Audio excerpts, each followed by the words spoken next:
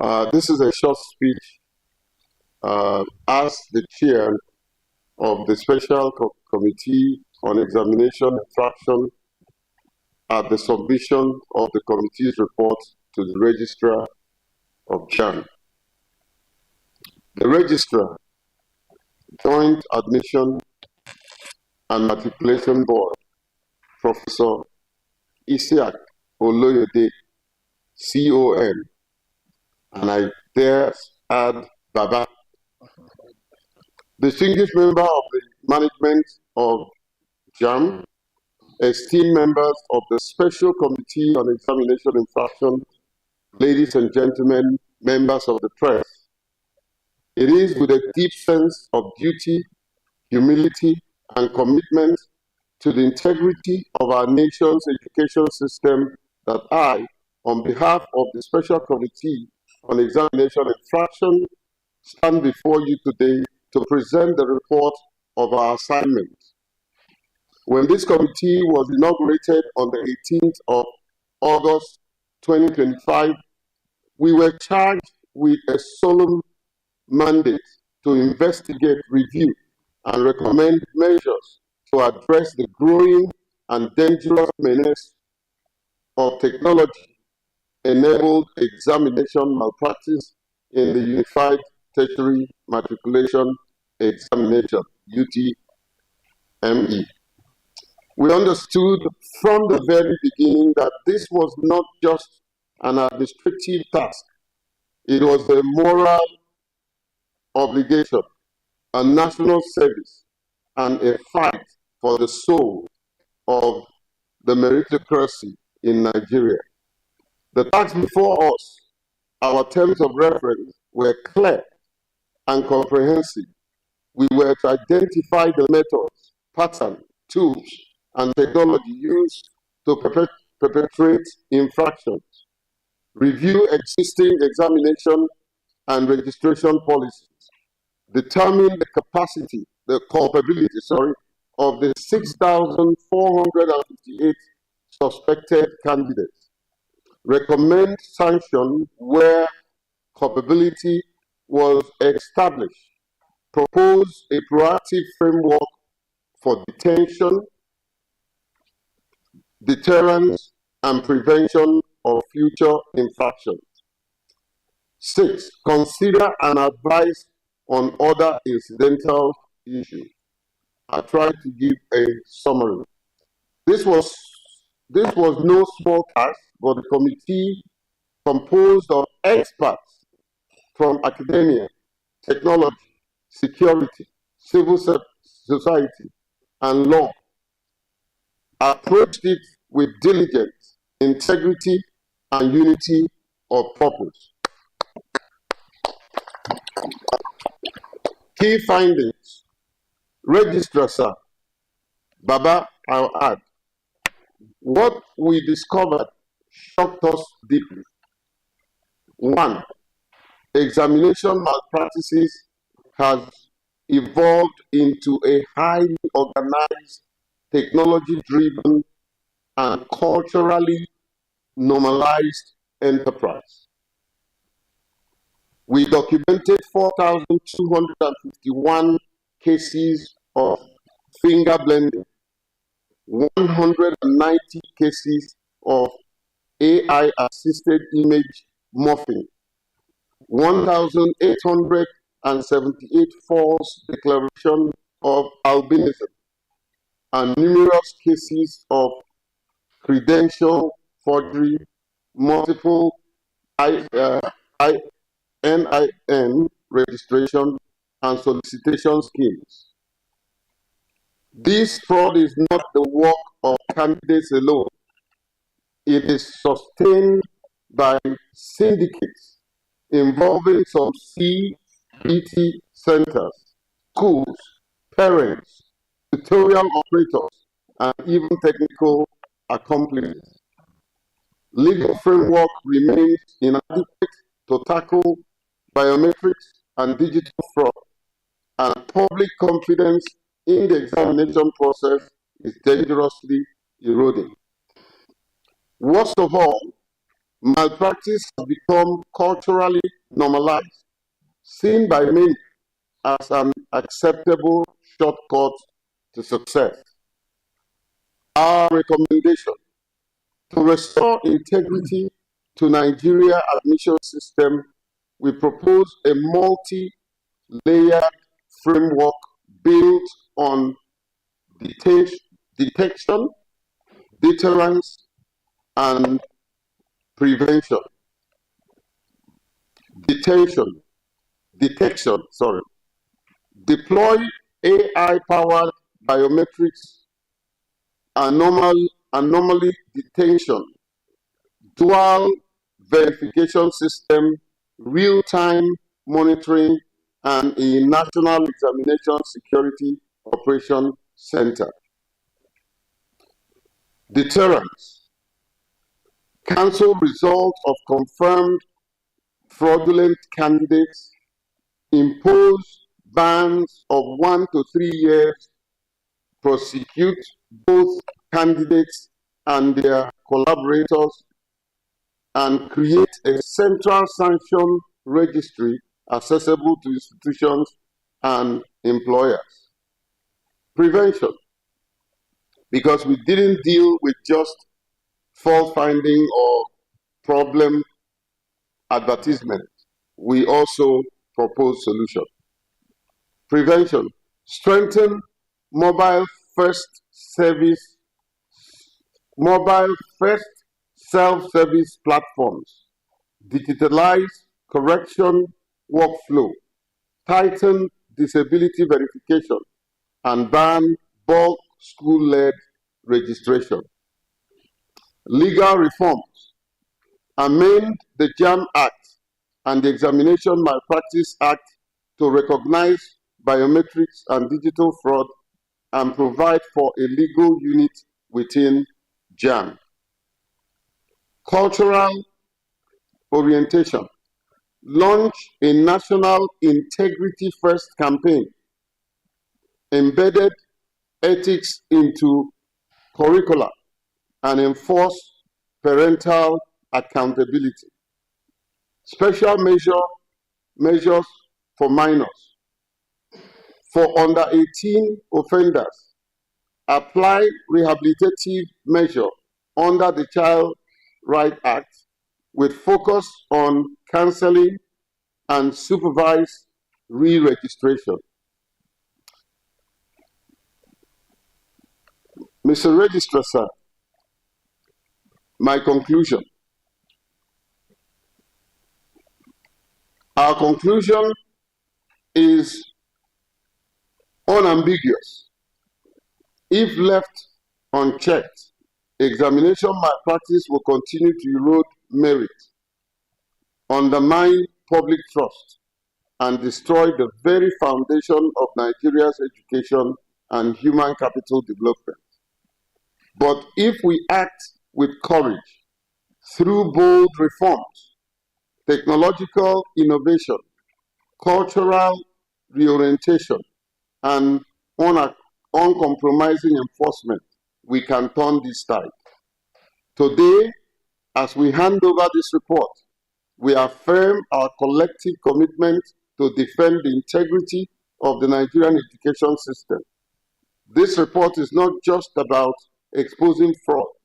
It is about charting a new course for transparency, fairness, and meritocracy in our admission. On behalf of the committee, every member of this committee, I thank you, Registrar, for the opportunity to serve our nation in this capacity. May the recommendation contained herein contribute to strengthening JAMB, safeguarding our future, and building a Nigeria where merit and malpractices determines destiny. God bless the Federal Republic of Nigeria. God bless JAMB. And just to add lib, Registrar, sir, I want to really thank you for your audacity, for your boldness, to choose not just a member of the academia, like all the professors who served with me, but to choose a civil society person to head a very important assignment like this. It shows how transparent you are. It shows how honest you are. It shows fairness. And for the world that is watching us, we have seen that there is a Nigerian who is prepared to do the right thing, even when it hurts. So today, I challenge all of us to be more committed and passionate and patriotic to serving this country and using the lens of education to rescue the problems that we see in the country today. Thank you so much. Event is solemn and significant in that it is a testament to our unwavering commitment to integrity, truth, and the very foundation upon which the assessment and indeed the education of this nation stands. The committee was inaugurated on the 18th of last month, precisely 3 weeks ago, with a 3-week tenure. To the chairman and members, I wish to extend our profound and sincere gratitude to you for a job well done. You were tasked with a complex, sensitive, and undoubtedly challenging mandate to look into the darkness that ought not to have occurred in the first instance. To follow the truth, to follow the facts without fear or favor. To pursue and provide us with a clear path towards remediation. I have not been opportune to know what you have recommended beyond what the chairman has just said. But I believe very strongly that you have undertaken this duty with exceptional professionalism, uncommon dedication, diligence, and even discretion. We are confident that the report we are receiving is thorough, evidence-based, uncompromising in its pursuit of the truth, and will be very useful to the development of education in this country. You have performed an expectedly good job, and for this, JAMB is very much indebted. Mr. Chairman, distinguished members, we decided to convene this special committee, independent committee of highly rated individuals and security personnel to, among others, demonstrate the transparency of the board as a credible educational assessment body, and to underscore our clear understanding of the catastrophic effects of uncurbed examination malpractice, particularly technology-based one. Gentlemen, let me emphasize it, that examination malpractice is not a victimless crime. Many people believe that there is no victim. That's why people mismanage public funds. Some people will say when you are working for government, you don't sweat because there is nobody that is going to be a victim, which is not true. We will collectively be the victim. Exam malpractice is not a victimless crime. It is not a simple shortcut taken by desperate parents and at times candidates. It is a corrosive acid that attacks the very core of our national fabric. Gentlemen, among others, it devalues education. It creates a culture where success is not seen as anything but bought and not earned. It tells the hardworking candidates that diligence is pointless and tells the cheats that fraud is indeed rewarded. Number two, the parents through this system seamlessly smoothing and integrate these children into, and young adults too, into the world of criminality. Very simply, because just unconscious to them. My mommy asked me to do it. My father arranges it. Through this, unconsciously, you introduce them to a world of crime that they can build on. In the process of doing all this, we provide incompetent people, engineers who cannot construct, doctors who kill, and by doing this, we are crippling development, endangering lives.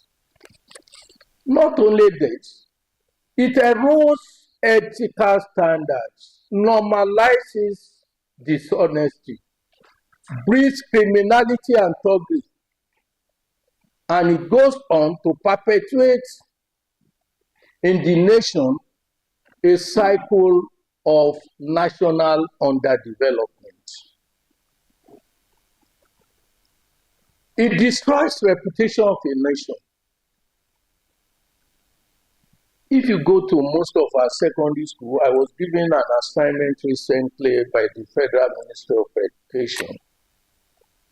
And I was surprised during my interaction with secondary, a few of you are with me at that committee. What students say about some of our examinations and what we do in this country. And they use different terminologies. But I'm happy that when they were talking about JAMB, they said JAMB question. And I say, what does that mean? They say something that is very difficult and you cannot forge. That's what they call JAMB question. But we must know that reputation of an educational assessment body such as ours can be destroyed with widespread malpractice. And it diminishes the worth of those who genuinely hand their certificates, because everybody would think this is how to get it. If I can get it, and that's why you find many people accusing people of what they do, because they think that if I can do it, that's probably what others are doing. I want to say here in JAMB, and I must emphasize this, in JAMB here, we want to say integrity is not negotiable. That's right. It is not negotiable. Once we are just and equitable in the process of its restoration, this we do in JAMB, and we encourage all of us to do across the nation through the following: stringent sanctions, ensuring that we are clear,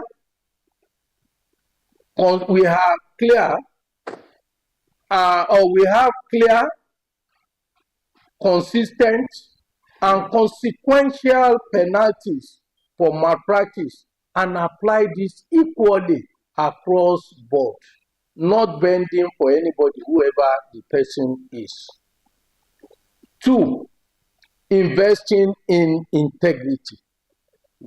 We are going to employ technology and other robust processes to secure our assessment systems, making malpractice difficult, if not impossible, to commit. Number 3, we are going to continue to encourage moral education, insisting on ethical standards for the children from the outset. Let them know that characters are more than grades. It's not just about grades. Character is more important. And as you have said, Mr. Chairman, where you are presenting leadership, we must provide parenting by example. Parenting by example. I can beat my chest with my exposure to the educational system.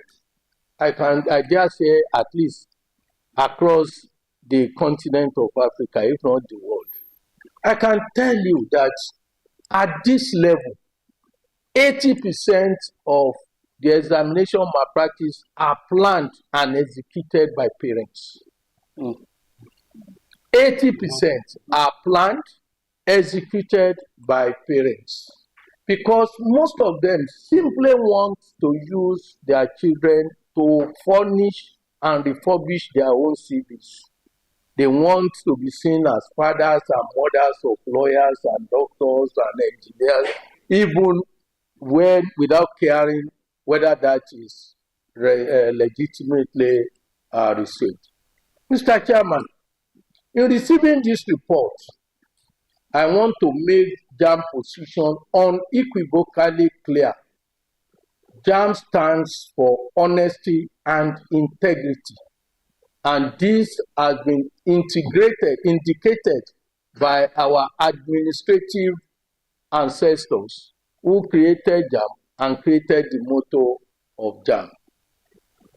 Mr. Chairman, I want to tell you, I want to emphasize that if we do not do anything as we are doing now, or we allow sentiments to overtake what we are doing, it's not likely that we will all not be blamed at the end of the day for at least not doing what we are supposed to do. I want to emphasize that the integrity of the nation is at risk. I attended with some of my colleagues in JAMB, the AAEA's conference in Addis Ababa recently, just about 1 week ago. And 2 or 3 of members of JAMB made their presentation at the AEA, that's Association for Educational Assessment in Africa, where all assessment bodies in the continent will come, and even outside the continents will come as observers to a place. And in one of the committees, in one of the sessions, something happened, and somebody made reference to what happened in 2024 in Britain. I think some of you can still remember the case of a unique CBT center in Ibadan that was found to have fraudulently produced CBT results for some nurses who are employed in UK. And you remember 700 Nigerian nurses in UK were arrested and derailed and so many other things. But when that person made reference to that, it occurred to me that what did we do? Because that person was making that reference probably to deride Nigeria, or probably to say that there are bad eggs among us in Africa. But the question is, I can't remember what we as a nation did as a result of that exercise. And I immediately called on my people here. I hope we do not still keep unique as our CBT center. after causing that monumental international reputational damage to the nation. I do not think, and you see now what the nurses from Nigeria now suffer, because they now ask them jokingly, I hope you are not from, then they will then be looking and be reassured that they were actually nurses, because those people who are giving the test were not nurses. And I believe, and I made up my mind that I will still reopen this with the Honorable Minister of Education. We have an Honorable Minister of Education who is committed to eliminating all these vices. And I intend to reopen. And I've told my colleagues who are Nigerians with us at the conference that we have to reopen this issue and ask, because the reputation, people will continue to taunt us with it. My colleagues at the when some were annoyed, I say no, it's not their fault. If it had not happened, there will be no reference to it. Somebody who is deriding the nation, I think is doing well for us to tell us that something had to be done. I don't want to take your time. To the candidates in JAMB, you want to say honesty. You have to do everything honestly or you face perdition. To our own staff, whether ad hoc or permanent staff, whoever works for JAMB, my advice to them is uphold your sacred duty and guard the sanctity of our assessments, including registration. And I must say it here, some uninformed people, education is a special case. When you see some people commenting about issues, at times I just say, why couldn't they have kept quiet? Because they are gambling into an area that they think is general, but it is not. It is an area that is very delicate, that what you do in it really matter. You will see people trivializing something that is very, very significant. Look at even the issue of age or no age. Some people are saying, oh, what has age got to do? Why don't you allow under 14 to be voting in Nigeria if maturity is not necessary? There are, when you go to the university campuses, you are exposing these children to a life of adults. And there are inbuilt mechanisms, even in developed countries of the world. When you are under 18 and you are going, your parents have to sign some undertaking about parenting, where you cannot go to some student clubs and facilities where alcohol is sold. There are so many restrictions because the whole world is aware that you cannot just go these children to life without the appropriate maturity. We want to advise people that JAMB, no matter what it costs, will not allow people to come and trample on the rules and go scot-free. We will not allow it. To the public, we are committed to providing as educational assessment result that you can always trust because of its validity and reliability.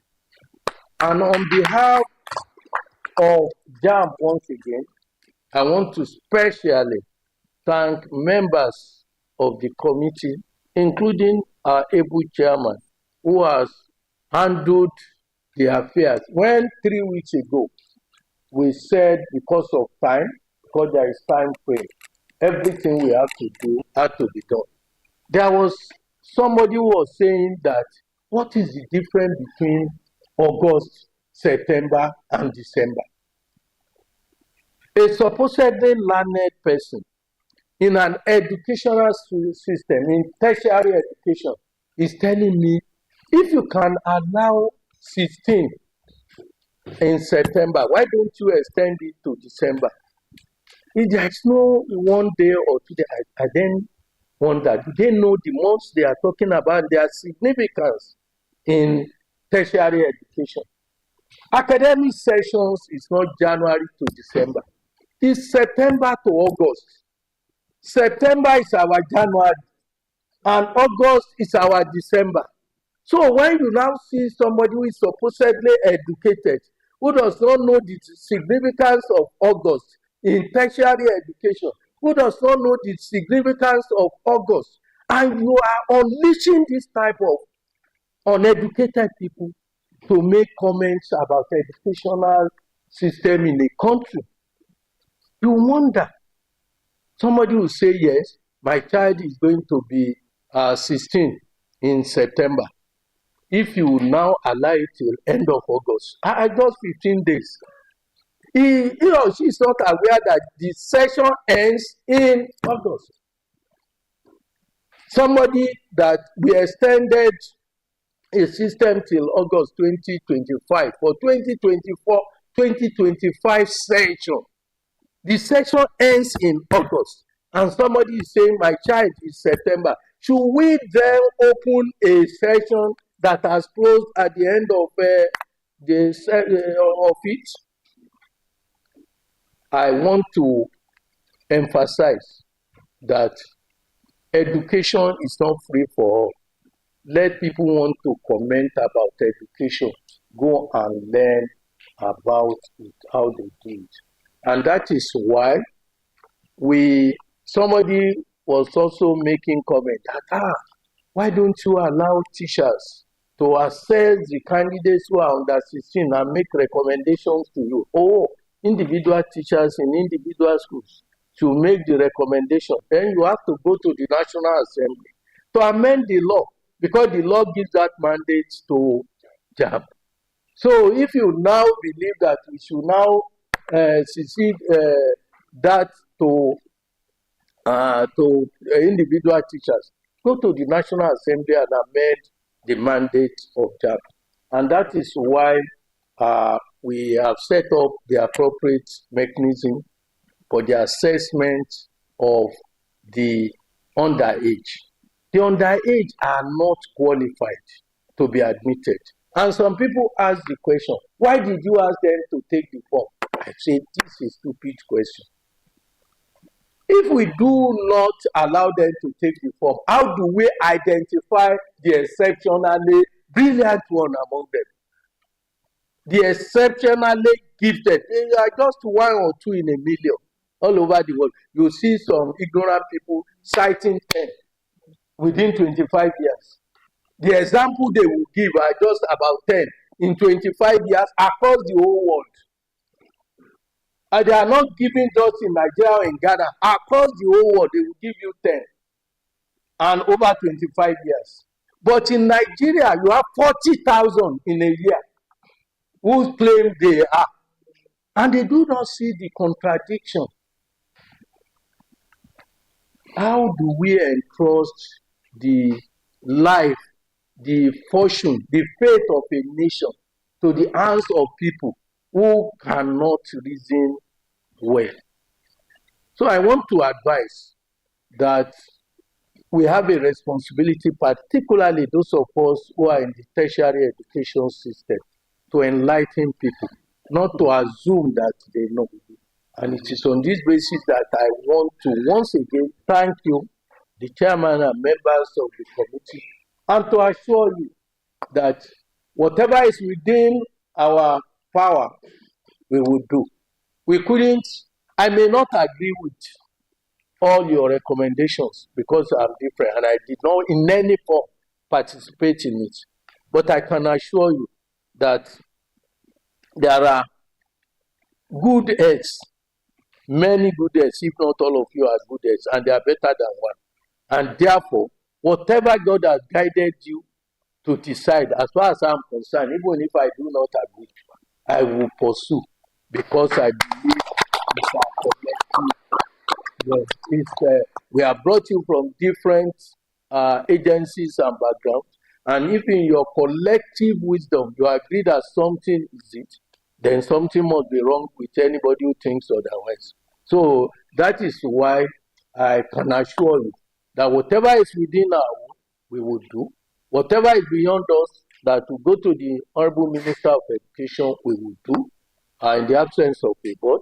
And whatever needs to go to the National Assembly, we will also pursue. Once again, I thank you.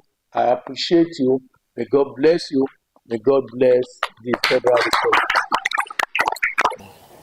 We are going to look into the report and implement.